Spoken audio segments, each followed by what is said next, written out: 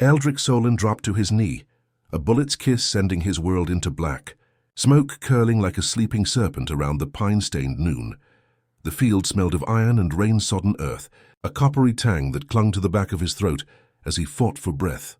Dust rose like a pale cloud, the distant thunder of cannon fire rolling toward him in dull, merciless waves. Boots scraped mud as men fought for a line that would not hold, and in the midst of it all, Aldrich's hand found his pocket and a scrap of paper, one small, stubborn witness to a moment when the world narrowed to a paper-thin slice of hope and fear. He pressed his palm onto the torn edge of his shirt, feeling the warm flutter of his life's breath bloom there. Red as a gathered rose, the kind of color that made the world recede until only the present could hurt. His breath came in ragged, wet bursts, the sound not unlike the stuttering beat of a drum that had lost its tongue. The taste of copper steamed on his tongue, and the sting of a fragment of shell in his side reminded him that he was not dreaming. He was alive enough to bleed. The scrap in his hand felt like a small boat caught in a thunderstorm, but he steadied it with the certainty that a letter could carry more than a name into the far-off rooms of home. It could carry a voice to someone who could not be there to hear his call. If he did not die, it would be a letter meant for the mother who kept his father's old watch. A letter meant for the woman who laid her hand on the window frame and listened for his return. A letter for a child who would grow old enough to ask what the war had been about and why their father came back with only a memory to give. "Stay with me, old field," he whispered to the earth, as if the soil could be persuaded to swallow the pain, swallow the noise, swallow the world whole, so that the moment could stretch a little longer. The world did not listen. A line of soldiers moved past, their boots sending up a spray of clay as if the ground itself could be flayed open and laid bare. The sun burned white through smoke, and the air tasted of powder and something sweeter that might have been rain on iron, or perhaps the glimmer of a memory. Aldrich's hands trembled, not from fear, but from the way life felt in a body that would soon be used up, like a lamp whose fuel was almost gone. He looked at the scrap of paper again, a rough rectangle of white that could be mistaken for a hunting note or a prayer, and he thought of the envelope he would send to a home that might never know his name again. If he could only shape his last words into something that would carry, something that would outlive the breath in his chest, something that would tell a story of who he was without giving up, who his heart refused to become. The medic knelt near him, the man's fingers rough and careful, like weathered timber smoothing a broken edge. He muttered something too quiet to catch, a prayer or a curse, then squeezed the wound closed with a cloth that felt coarse and dry against Aldrich's skin. The scent of antiseptic and dirt rose in a sour medicinal sting that clung to the medic's gloves and the air between them. The world narrowed again to the simplest of tasks. Stop the blood, hold the line, write the letter. "Can you write?" The medic asked, though it was a question that did not require an answer so much as a decision. Aldrich lifted the scrap, his vision blurring at the edges where the light fractured into 1,000 little knives. Ink? What ink could be found here? He did not have ink. He had something worse and more stubborn, his own blood. The thought steadied him, not because it was noble, but because it was the only instrument left that could translate a heart into a script that could travel beyond the smoke and the mud and the churn of feet. "Yes," he rasped, and his voice sounded foreign, a dry leaf scraping the throat. He set his elbow on one knee, the way a man does when the world is a battlefield with no mercy, and he pressed the scrap to his palm, letting his blood pool there, a red-black river that glinted in the sun.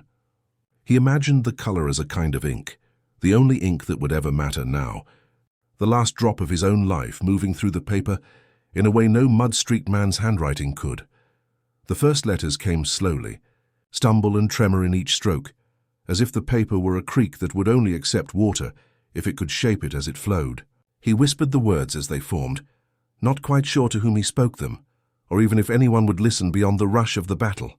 The line of soldiers behind them pressed close, their breaths a chorus of fear and resolve, a percussion of heartbeats that kept time with the pounding rhythm of guns.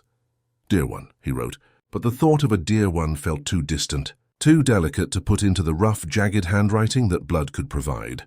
He shifted, pressing harder, as though the act of forcing the letters would force back some of the life that was slipping away. The scrap filled with letters that grew more deliberate, a map of a man's last intent, drawn with the only pigment left to him. The smell of smoke grew sweeter as the wind shifted, carrying with it the tang of damp earth and a hint of something sharp that tasted like rust and old iron. His fingers, stained with a maroon hue, moved with a careful, almost ceremonial precision, each word a small act of defiance, each line an act of memory. He wrote of his love, not with grand phrases but with the small, intimate details that could tell her a story only she would hear.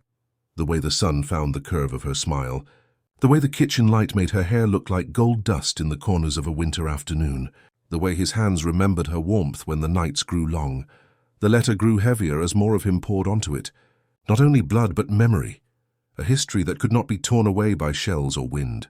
He paused, listening to the distant thunder of combat, the kind of noise that makes a man feel time itself shrink until every second becomes a lifetime. A buck of lead snapped a tree near them, showering wooden splinters into a spray that caught firelight and made small orange stars in the air. The medic swore under his breath in a language Aldrich could not place, but the sentiment was universal.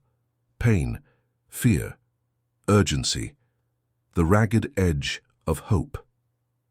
"Right," the medic said again, a simple imperative. He pressed the cloth to the wound again, and the copper stench rose with a sour note of iron and old pennies, the memory of summers by a creek where the water ran clear and cold. Aldrich nodded, not trusting his voice to carry through the grit of his throat. The paper absorbed his life in red, and he could feel the tremor in his wrist ease as the letter found its shape. The phrase he wrote next was a small, stubborn vow disguised as a sentence, to lay here if needed and still speak to those who waited at home.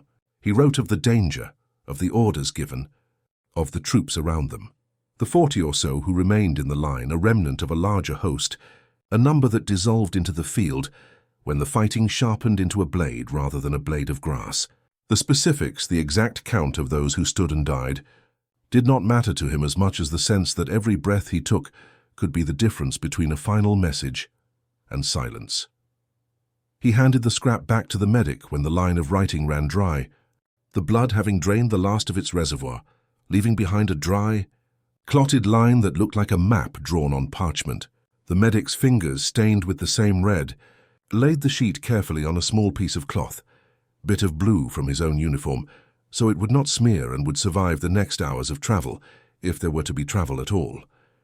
The letter's weight against the cloth felt like a promise, a tiny lantern in a storm that could lead someone home. As this scene unfolded, the other men around them moved like a living sea of bodies, each one a story that might end with a whistle of a bullet or the soft kiss of a medic's bandage. The world hummed with the noise of the guns, their cannon mouths coughing, the muskets barking, the boots making the ground talk in a language of mud and memory. The wind carried the metallic scent of rain that would never fall, and the world pressed closer with a pressure that felt both suffocating and blessed.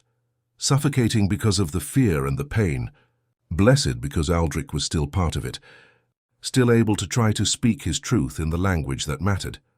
The letter, then, became a constant, a center of gravity in a moment that threatened to scatter him across a field of bodies and fear. The line between life and death blurred with every sentence he formed, every letter he pressed into the rough paper, with his own blood. He spoke not with grandeur, but with the intimate honesty of a man who knew his own end was near, who knew that the only thing that might outlast him would be the words he could leave behind. Rising action continued with more small, sharp scenes of struggle, the kind of scenes that grip the senses and refuse to let go. A horse neighs nearby, muddy breath fogging in the cold air, the horse's reins biting at the palm as he tries to steady himself, the sound of a distant drumbeat that shakes the bones of the field to their core. People talk in fragments. A voice behind him says, "Hold the line." Another voice says, "They're coming through." A third voice says, "We hold. We hold." And a fourth voice, childish and scared, calls out for a mother's name that cannot be heard over the roar. Aldrich writes again, adding a few lines to the letter, a confession of fear hidden behind a veil of duty. He writes of a love that has never left him, of a home where the windows always kept the winter out and the hearth kept the warmth in, of a family that would not understand the war, but would understand the hunger that came with it, the hunger to live, to return, to tell the story of why men chose to stand where the earth itself could swallow them whole. The blood-thick ink on the page refuses to dry. It dries in splashes that become a stubborn, resilient script. The conflict intensifies. A flare pops overhead, a red bloom against the grey ceiling of smoke, and for a moment the world looks like a painting in a church.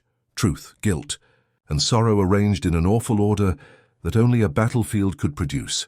The medic's hands move with practiced precision, wiping sweat from his brow with the back of his sleeve, lancing a gauze pad into place with the calm of someone who has watched too many lives drift away to learn fear or to become numb to it.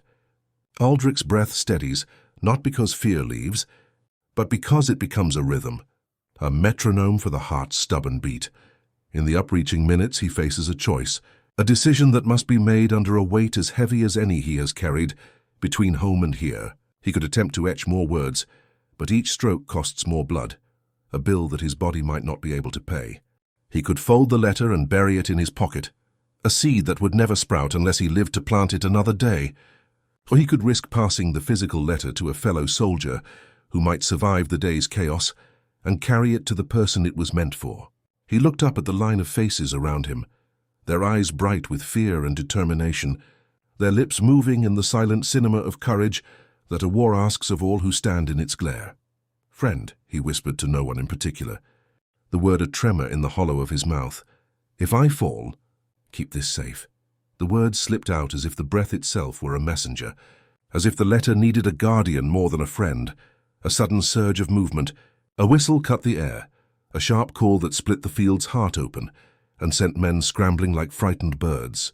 The line buckled, then reformed with a stubborn grit that refused to break.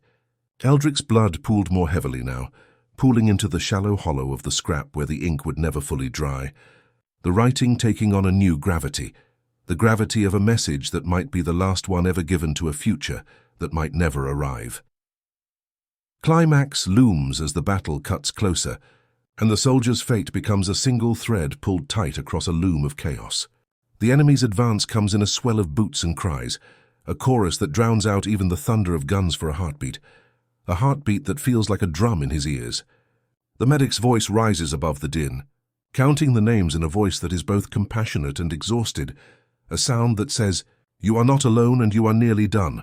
Aldrich fights the tremor as he writes again, this time with more resolve than he believed possible, letting the red create letters that are not merely words, but a tether to the person who waits elsewhere for his voice.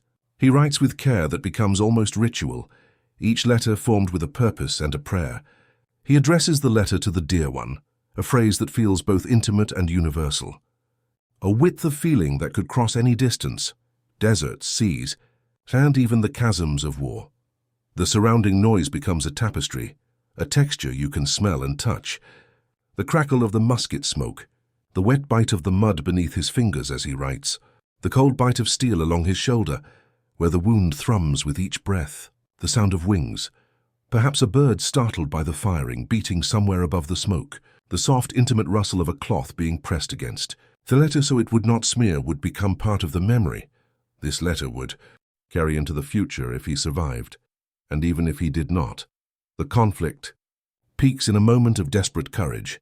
The line holds long enough for him to press one final line on the scrap, a vow dressed as a simple confession. The sort of sentence that would, if spoken aloud, sound almost dispassionate, but which written burns with a fierce need to be remembered. The medic, bloodied and weary, catches his breath and leans in close, speaking words Aldrich cannot quite hear, the sort of words that come from someone who has given everything, but still believes in something larger than himself. Then, a sudden quiet, an abrupt stillness that follows the moment when a gun's roar dissolves into the afterimage of a world that has shifted. The enemy's charge stumbles, falters, and recedes, as if the field itself has decided to swallow them for this hour. The world's noise recovers in a loose, uncertain way, a last chorus of rifles, a final sigh of wind through pines, a distant bell that seems almost to toll for every man who fell and every man who might still fall. Aldrich can feel his strength leaving him like a candle in a draught, but his eyes stay fixed on the scrap, on the letters that would carry his voice away. He presses his thumb into the paper, as if that touch could seal the ink into life, and he forces one more thought into the margins, an affirmation of what this life meant, a reason to fight, a memory to hold on to, a future to long for. A memory surfaces, his mother's kitchen, the warm scent of bread and sugar, the way sunlight painted the wall in gold, and the chair waited for him with a quiet patience. He can hear the soft clink of his father's belt buckle as he once stood on the porch and spoke of the war's price in terms of duty and the long, slow return of peace. He can hear the voice of the woman he loves, the sound of her laughter in a memory that feels more fragile now than it did before the shell exploded in the distance. He wants to tell her all of it, to tell her how the heart can still beat when the world has blazed with fear, to tell her that he did not forget her, that he did not forget them.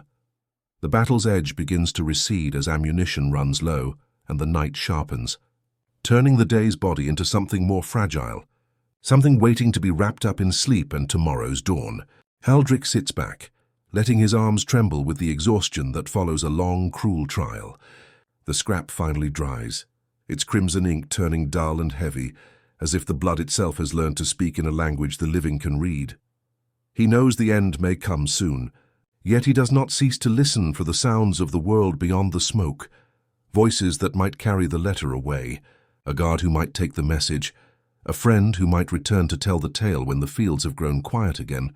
He speaks softly to the medic, to the field, to the ground, to whatever remains of his courage that still insists on talking through the body's broken channels.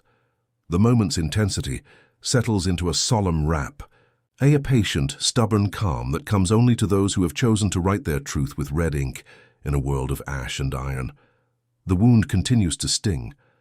The day fades toward late afternoon, the light turning the smoke into a pale, almost holy glow that makes the field look as if it has been brushed with a delicate, brutal brush.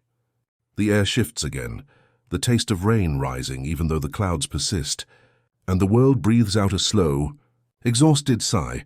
Resolution arrives not with fanfare but with the quiet, stubborn certainty that what he has left behind will carry on when he cannot.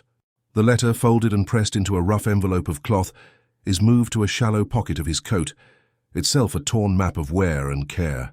The medic closes the wound with another cloth, his movements careful and unhurried, as if every stitch could sew the world back together in some small way.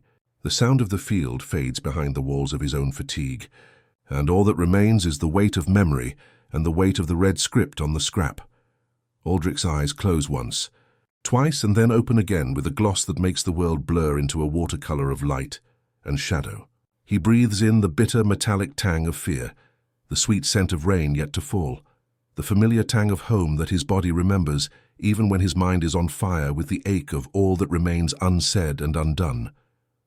The moment stretches beyond time and then narrows down to a single, devastating clarity. This letter is his voice, his last gift to the home he loves, a beacon for anyone who might find it. His muscles loosen, the way a violin string does when the bow glides away after the final note. The field quiets, not because the war ends here, but because a certain chapter of Aldrich Solan's life has reached its closing cadence. The sense of rest grows heavy on his ribs, the world's edges softening, as if the day itself were learning to fall asleep. The medic continues to breathe. The other soldiers around them revolve slowly in a circle of fatigue and resolve, their faces marred by smoke and sorrow, but still shadowed by hope, the kind that lingers even when the guns stop, and the only sound is the whisper of wind across the grass. And then, with the last of his breath gathered into a single stubborn syllable, Aldrich places the page against the world one more time, and against the sky, and against the room of a future where someone, somewhere will read this testament of his life. He does not think of glory. He thinks of those letters as windows, the window to his mother's kitchen, the window to the room where the woman he loves keeps the lamp lit for him, the window to a child who might be told, "This is why we stood here, this is what we fought for. This is how we say goodbye when the ink runs dry and the blood won't stop." The air grows colder and the smoke thickens, and the last careful breath he takes is a long, patient murmur of a man who has chosen to speak with his own blood, rather than risk losing the truth of his heart entirely. He falters, then steadies, and in a voice that feels both distant and near as the world wavers between waking and sleeping, he says a name that belongs to no other person, yet to every memory that survives a war's cruel arithmetic. He lies back into the earth's quiet embrace, the paper clutched in his hand, the cloth pressed to his wound, the field around him thinning to a map of silhouettes and smoke. The moments drift, and the battle coughs its last breath, leaving behind only the soft rustle of grass and the faint, stubborn heartbeat of a letter that refused to die. The final moment arrives with the hush of a Sunday church, an abrupt, serene stillness after the storm. The world seems to hold its breath, listening for a voice that will not come again, and in that breath, a whisper travels through the mist and the mud and the memory of blood, a symbol of endurance and a testament to a life that was and is and could have been. Sangue acabando, tinta acabou, adieus. The words slip from his lips in a breath too delicate to catch, a lone sentence that would have sounded like a prayer if anyone had the chance to hear it aloud. They remain instead a line of unspoken truth, the last words he spoke, the final echo of his existence, the letter written with his blood, the mercy of a soul that refused to forget the home it fought to protect. The field sighs, the light dims, and the world carries him away. One more story folded into the memory of war. One more